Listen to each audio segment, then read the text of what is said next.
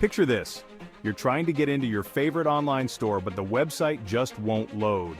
It's like a digital traffic jam, except instead of cars, it's a flood of internet requests clogging up the system. That's essentially what a distributed denial of service or DDoS attack is, a digital downpour designed to overwhelm a website or online service, making it inaccessible to legitimate users. These attacks exploit the way websites handle traffic. Imagine a small coffee shop suddenly being bombarded by thousands of customers at once. The shop wouldn't be able to handle the sheer volume and everything would grind to a halt. DDoS attacks work in a similar way, bombarding a website's server with more requests than it can handle. This overload causes the server to become overwhelmed and ultimately crash, preventing genuine users from accessing the website or service. It's like cutting the phone lines to a business by making a ton of prank calls. Except in this case, the business is a website, and the prank calls are automated requests from hijacked computers. So how exactly does this digital deluge work? Well, it all starts with a network of infected computers called a botnet. These botnets are created by hackers who infect unsuspecting computers with malware, turning them into puppets under their control.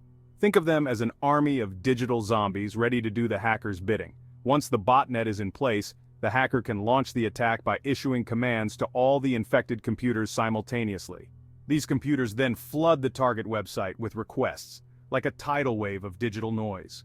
The website, unable to distinguish between genuine user requests and the malicious bot traffic, gets overwhelmed and buckles under the pressure. It's like trying to drink from a fire hose. The sheer volume is just too much to handle. The result? The website becomes unavailable to legitimate users, leading to frustration, lost revenue, and potential damage to reputation. It's a digital hostage situation with the website held captive by a flood of malicious traffic.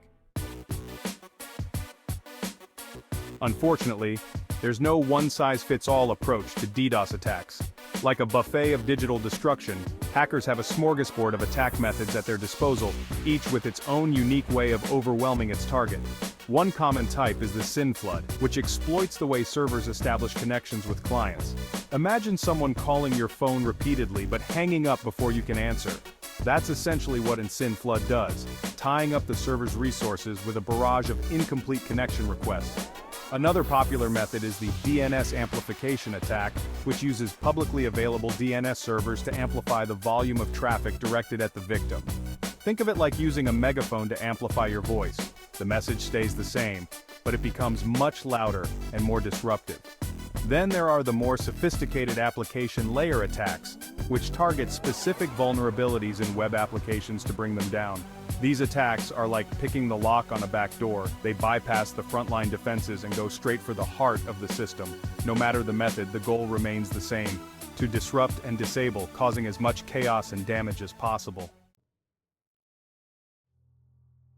So why go through all this effort?